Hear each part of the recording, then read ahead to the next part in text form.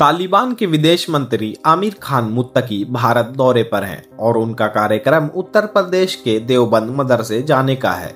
देवबंद का नाम सिर्फ भारत में ही नहीं बल्कि पूरी इस्लामी दुनिया में जाना जाता है। कई दशकों से इसकी वैचारिक और धार्मिक शिक्षा का असर अफगानिस्तान सहित कई देशों में देखा गया है। इसी वजह से मुत्तकी की देवबंद यात्रा को लेकर चर्चा बढ़ गई है, क्योंकि अफगान तालिबान की जड़ें कहीं न कहीं देवबंदी विचारधारा से जुड़ी मानी जाती है। देवबंद मदरसा, जिसे आधिकारिक तौर पर दारुल उलूम देवबंद कहा जाता है, सन 1866 में स्थापित हुआ था। यह उस दौर की बात है जब भारत अंग्रेजी हुकूमत के अधीन था और धार्मिक व सामाजिक स्तर पर मुसलमानों में शिक्षा की कमी बढ़ रही थी।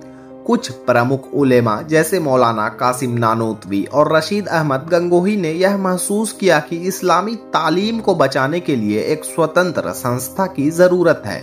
इसी सोच से देवबंद में एक ऐसा मदरसा शुरू हुआ जहां शिक्षा का केंद्र रहा कुरान, हदीस और शरीयत की समझ।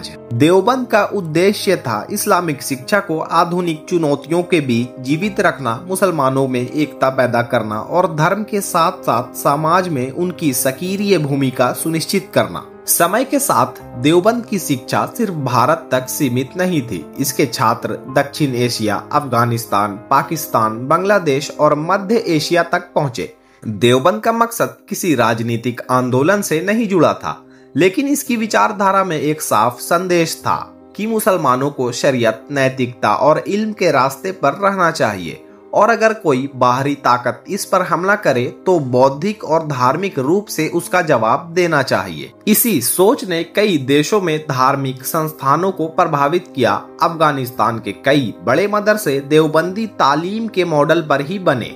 अफगानिस्तान के धार्मिक ढांचे पर देवबंदी असर धीरे धीरे बढ़ा, विशेष रूप से 1980 के दशक में जब देश सोवियत कब्जे से जूझ रहा था। कई अफगान युवक पाकिस्तान और अफगान सीमा के मदरसों में पढ़ने लगे। इन मदरसों में से अधिकांश देवबंदी स्कूल ऑफ थॉट से जुड़े थे। यहाँ उन्होंने इस्लामी कानून, हदीस और शरीयत की गहरी शिक्षा ली। इन्हीं मदरसों से पढ़े हुए कई लोग बाद में तालिबान आंदोलन का हिस्सा बने। शब्द तालिबान का अर्थ है तालिबे इल्म यानी शिक्षार्थी।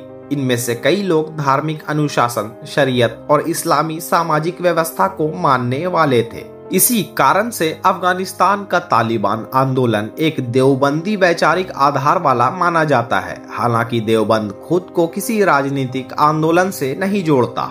यह भी समझना जरूरी है कि देवबंद और तालिबान में स्पष्ट अंतर रहा है। देवबंद का ध्यान हमेशा धार्मिक शिक्षा, इल्म और अहिंसक तरीकों पर रहा है। यहाँ के उलेमा सामाजिक सुधार और धार्मिक शिक्षा को प्राथमिकता देते हैं। वहीं तालिबान ने अफगानिस्तान के हालात के अनुसार अपनी वैचारिक दिशा को राजनीतिक और सैन्य रूप दिया। उनका उद्देश्य देश में इस्लामी शासन और विदेशी दखल से मुक्ति रहा। इसीलिए कहा जा सकता है कि तालिबान ने देवबंद की तालीम को अपने स्थानीय हालात और सुरक्षा चिंताओं के मुताबिक अपनाया। देवबंद की नीति शैक्षणिक है, जबकि तालिबान ने उसी धार्मिक सोच को राजनीतिक ढांचे में लागू करने की कोशिश की।